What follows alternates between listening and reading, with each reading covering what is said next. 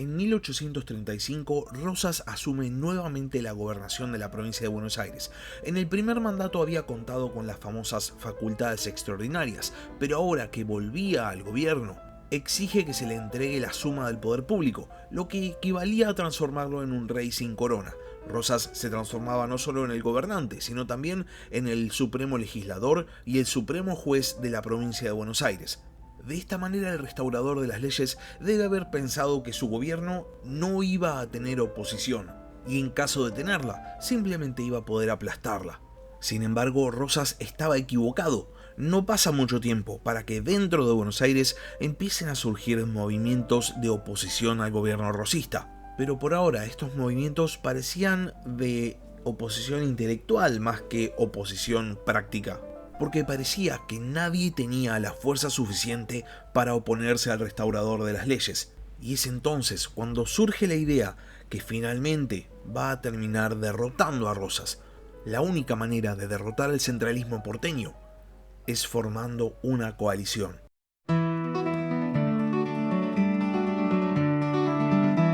Hola a todos, sean bienvenidos al podcast de historia La Barba Roja de Barba Roja.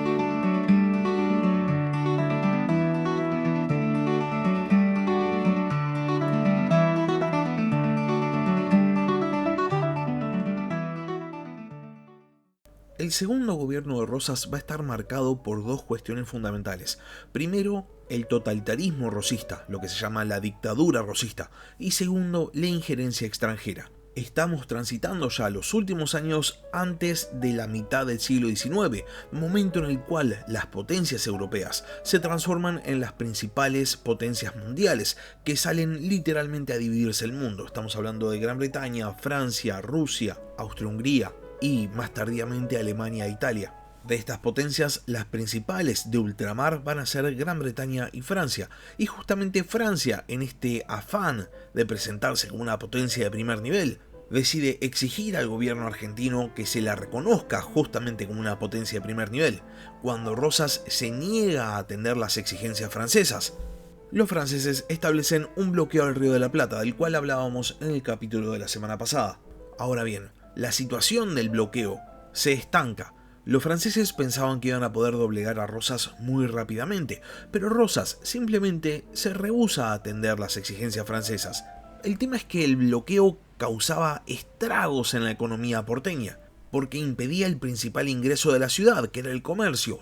Recordemos que para este momento ya estaba sancionada la ley de aduanas. Y entonces, siendo que el tesoro de Buenos Aires se estaba vaciando muy rápidamente, Rosas decide recurrir a otras tácticas para volver a llenarlo, como por ejemplo cobrarle a los hacendados bonaerenses, el mismo sector que lo había llevado al poder. Ahora bien, al margen de las tácticas de Rosas para volver a llenar el tesoro de Buenos Aires, el bloqueo francés también estaba perjudicando al interior, porque recordemos, la aduana de Buenos Aires era la única habilitada para comerciar con el exterior. Y aparte, bloqueando el Río de la Plata, también se bloqueaba el acceso a los ríos interiores argentinos. Por este motivo, y viendo que Rosas era intransigente en cuanto a la negociación con los franceses, Estanislao López, el patriarca de la Federación, decide enviar a un emisario para que medie entre Rosas y Francia.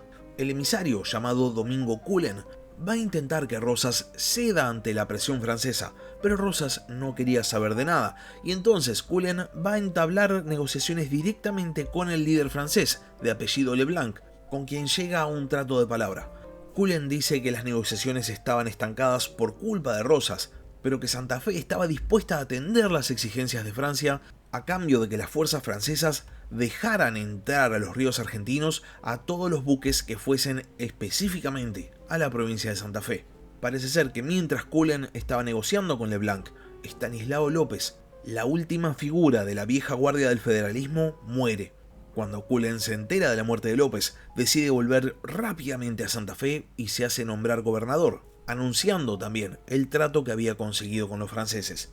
La muerte de López tiene una consecuencia mucho más importante que el ascenso de Cullen como gobernador de Santa Fe, y es el hecho de que Rosas quedaba como el último de este triunvirato no oficial conformado con López y con Quiroga, y esto lo convertía en todo sentido en la principal figura del federalismo a nivel nacional.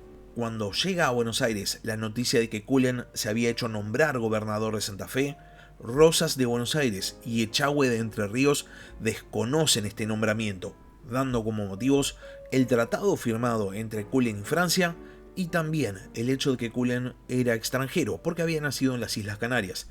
Al poco tiempo, Juan Pablo López, hermano del fallecido Estanislao López, invadía la provincia de Santa Fe desde Buenos Aires, derrotando a la milicia provincial y transformándose en el nuevo gobernador. Cullen, por su parte, va a recalar en Santiago del Estero, donde gobernaba Ibarra, al que Rosas le exige que le entregue al fugitivo. Ibarra acepta la exigencia y cuando Cullen entra a la provincia de Buenos Aires, es fusilado sin juicio previo bajo la sombra de un ombú, que hoy en día es conocido como el ombú de Cullen. Y ahora los invito a cruzar por unos momentos el Río de la Plata. Mientras en Argentina se vivían los primeros años del segundo gobierno de Rosas, en Uruguay estalla una nueva guerra civil que va a tener consecuencias políticas muy fuertes para Argentina. En 1836, el primer presidente uruguayo, Fructuoso Rivera, se rebela contra su sucesor, Manuel Oribe. Parece ser que Rivera, al dejar su cargo, había creado una institución que lo perpetuaba en el poder, y Oribe, dándose cuenta de esta maniobra, había decidido suprimir esta institución. Se generaba de esta manera la famosa división política uruguaya entre blancos, los partidarios de Oribe, y colorados, los partidarios de Rivera. Rivera es derrotado en la batalla de Carpintería de 1836 y se exilia en Brasil, donde se pone en contacto con secesionistas de Río Grande y también con unitarios argentinos exiliados. El resultado es la vuelta de Rivera en 1838 con un ejército, el cual, comandado por Juan Lavalle, el mismo que había fusilado a Dorrego, derrota a las fuerzas de Oribe en la batalla de Palmar. Oribe se refugia en Montevideo, justo en el momento en el cual se estaba desenvolviendo el bloqueo francés a Buenos Aires. El comandante francés Leblanc exige a Oribe que lo ayude en su guerra contra Rosas, y ante la negativa de Oribe establece un bloqueo a Montevideo, en una clara muestra de apoyo a Rivera. Oribe entonces renuncia, y Rivera asume nuevamente como presidente de Uruguay, y en su primera medida declara la guerra a Rosas. Esta no era la primera vez que los franceses tenían injerencia en la región.